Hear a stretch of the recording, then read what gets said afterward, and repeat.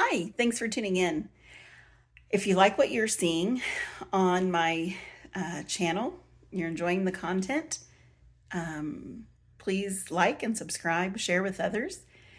And I do offer other services. You're free to check those out.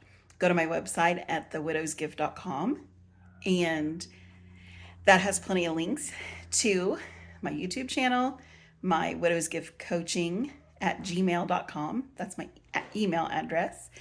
Yeah, so thanks for tuning in. Hello, thanks for tuning in today. I have with us Sherri Lyon, and Sherri and I met, I don't know, maybe a couple of months ago. She had organized an event, and that's how she came to be on the show today.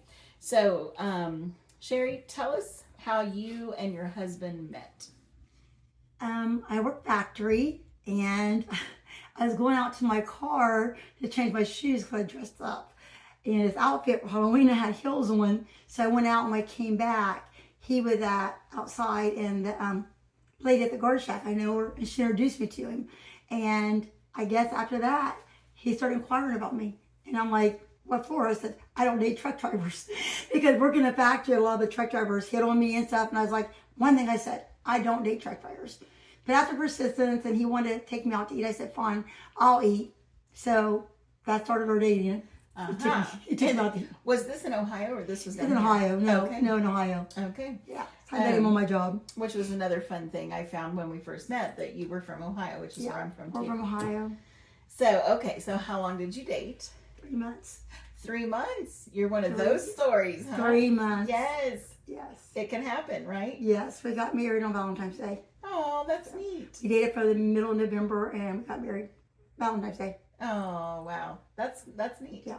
So then, how long were you married, and how many kids did you have? And we was married 30 years. So when I met Gary, he is my second husband, and he raised my daughter, who was just turned 6. And then we had 3 kids together. Wow. So yeah. we had 4. And then, of course, from his first marriage, he had 2. So I had stepchildren, too. Wow. So I have a little bit of all of it. You know what I'm saying? And so we had 3 in my marriage. So I had 4 kids altogether. And awesome. so that's what we had out of 30 years. Yes. Wow. We had in space, too. They were pretty much spaced. When my daughter was 6, I was 22 when I had her. But when I married Gary, I was 26. And I had our first son at 30, and a daughter at 36, and a daughter at 40. Okay. Yeah. So yeah, the stretch. Right. Yeah, but that keeps you going and keeps you young now. Yeah. Okay. So then, what happened? Like, what happened to lead you to becoming a widow? So Gary was a truck driver for over 40 years, and he couldn't wait to retire. He turned 63 2 years ago, April 2023. And he's planning on retiring when he got vested that June. And when we came to find out, he was on vacation in July for 3 weeks, and his company was shutting down because of bankruptcy. So I immediately put his retirement papers in. So he couldn't wait to retire. All his stuff was paid up, and he couldn't wait. August 1st, he retired. And 7 weeks into his retirement, we went and played pickleball. That's the thing we did. We was pickleballing together, and then ran some errands. And we came back home, and he put me in the driveway in my convertible, and he crossed the road to get our mail. I heard a crash, and I turned around, and I seen him getting hit by a car. And he got thrown on top of the car. His head hit the windshield, and he flew 9 feet down the road, 31 yards, and he landed on the other side of the road. Oh, my word. And that's how he died, and I witnessed it, which was real traumatic. You know what I'm saying? Yes. Because one thing, if you know someone's dying, or they're sick, right? You know they're dying, but that was instant and you unexpected. Replayed it in your head. Yeah, unexpected. Yeah. So I had to go through PTSD. God had to walk me through every step to get me through that, because my life did change, because he provided for me. Our youngest daughter just turned 18, so all the kids were grown. 2 of our girls were still at home at the time. So it was a very different shift in my life, from having him there, and he supported me, and then he's gone. He was just gone. So we were married 30 and a half years when he passed. Wow. And that was just 2 years ago? 2 years ago this month. Oh, okay. September 23rd. September 20th. Yeah, that was yesterday. 24th. I'm thinking. I want to say 25th. September Yeah. 25th. Okay. Yes, it'll be Tomorrow then. Yeah, 2 years. Wow. I Wow. think it's 25th. You got to work with me. Sometimes I forget things that I'm doing good because then I heard with grief comes brain fog. Because it's brain fog, also PTSD. So I'm still trying to remember things so I don't forget things. Right. It's quite a journey. I have told this story before. Early on when Bob passed, there was another lady. I really didn't know her too well, but she sent me a blank notebook in the mail, and just like a blank, spiral notebook. And I thought, well, that's the oddest thing to give someone. But then after Bob died, I knew exactly why she did that, because you have to write everything down because of that brain fog. You forget. And it was the 23rd. It was September 23rd. With the traumas, and you just really need to write things down to help you remember. And I had such a good memory. I can remember so much. Yes. I can remember details of when we talked in conversations 6 months before. Because how do you know every detail? That's how good my memory was. Yes. So like I said, and I think that's one people, when you go like with the widows group, always talking, it's normal. And some people don't understand. That's normal if you don't know. Right. It takes time. And I always encourage people to journal. And I look back in the early days, even though I didn't journal faithfully like every single day, the journal entries that I did have during those early days are really profound to look back at.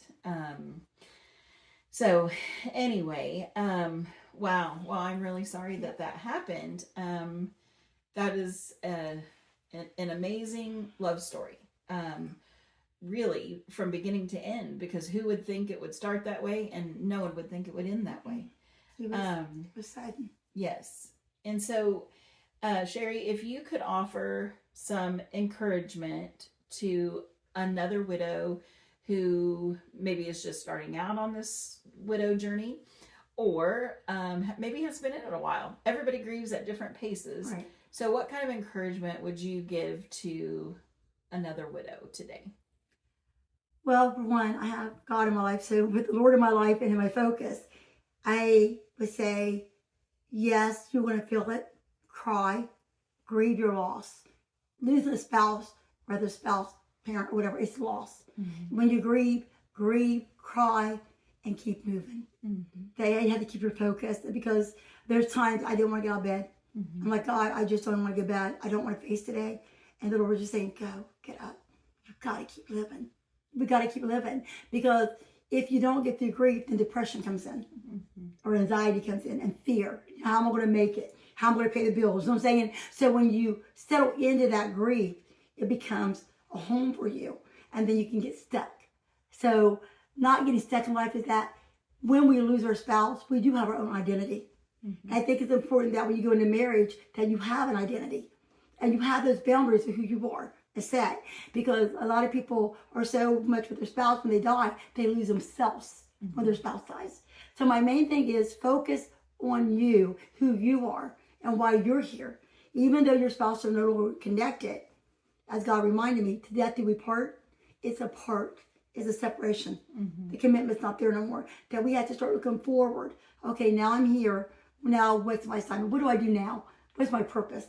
So I would really say, just keep your focus, keep moving, and do something as far as exercise. If it's walking down the street to your stop sign in the back, if you're not very mobile. If you can do line dancing, pickleball.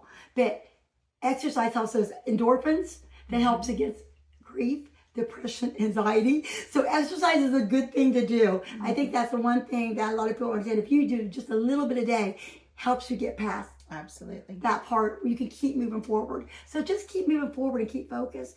Yes, we have lost our spouse, but we haven't lost our life. So don't get stuck in that part, but keep moving forward in your life. Yeah, and 100%. You've heard me speak on this topic many times. Keep moving, keep walking, keep going.